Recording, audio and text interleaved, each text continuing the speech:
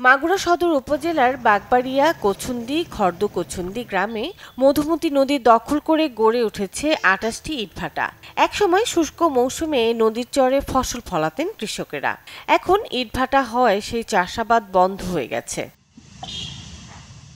শুধু তাই নয়, ইটভাটার কারণে এলাকার গাছপালা মরে যাচ্ছে, উর্বরতা হারাচ্ছে ফসলি জমি। একই সঙ্গে ইটভাটার জ্বালানির যোগান দিতে গিয়ে উজাড় হচ্ছে গাছপালা। ভাটার কারণে আমাদের গাছগাছালি ক্ষতি, মাঠের ক্ষতি, শরীরের দিক থেকেও ক্ষতি। মানে ভাটার থাকতে আমাদের সমস্যা আসলে, আমরা তো কৃষক মানুষ, আমরা কাজ করে খাই। আমরা কিন্তু ফসলটা যদি না পাই তা কি খেয়ে আমরা বাঁচবো? এই ভাটার তাতে আমাদের সমস্যা। একটা ইটভাটা আমাদের এই ধানের জমি 10 বিঘা জমি লাগতেছে, এতে আমাদের হচ্ছে ফসলের জমি কমে যাচ্ছে।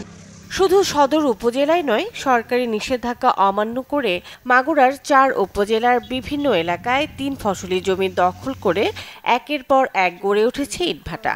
এতে একদিকে কৃষি জমির পরিমাণ কমছে, তেমনি জলবায়ুর ওপর বিরূপ প্রভাব পড়ছে। ঘটছে ভয়াবহ পরিবেশ দূষণ। স্বাস্থ্য ঝুঁকির মধ্যে পড়ছে ভাটা সংশ্লিষ্ট এলাকার মানুষ।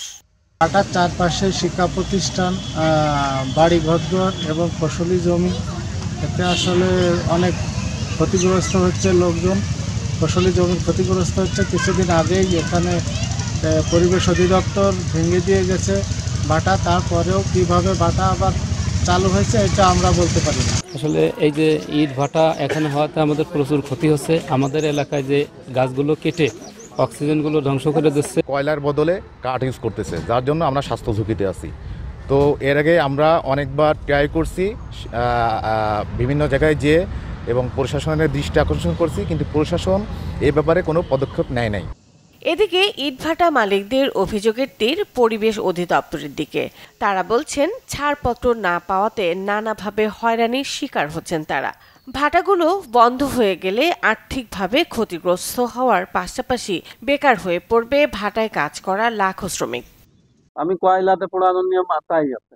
আমাদের এই বছরে পরে উপদেষ্টারা বলেছে 13 সালের জায়গায় লাইসেন্স আছে, সেটাও আছে, ট্রেড লাইসেন্স আছে, আমার অন্য সব লাইসেন্স আছে। তো বললাম তো ফায়ার সার্ভিস আছে, ডিএসটিআর আছে, কলকারখানা আছে, এসব আরো কি আছে, এইসব লাইসেন্স আমার আছে।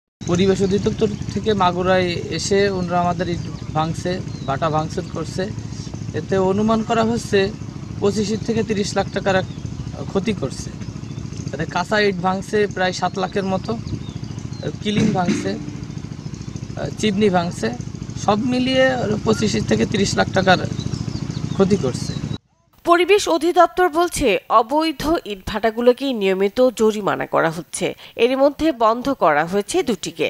আর নিয়ম অনুযায়ী ভ্রাম্যমাণ আদালতের অভিযান চলছে বলে জানান জেলা প্রশাসক।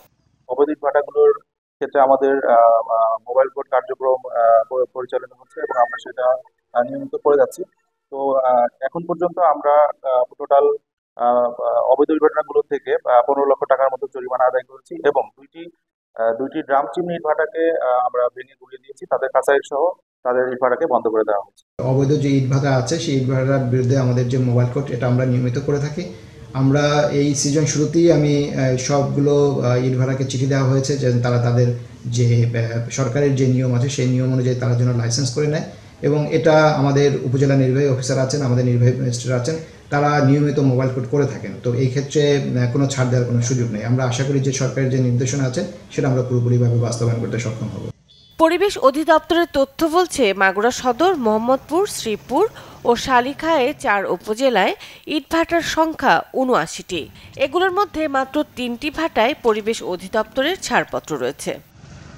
Desk report, channel 24।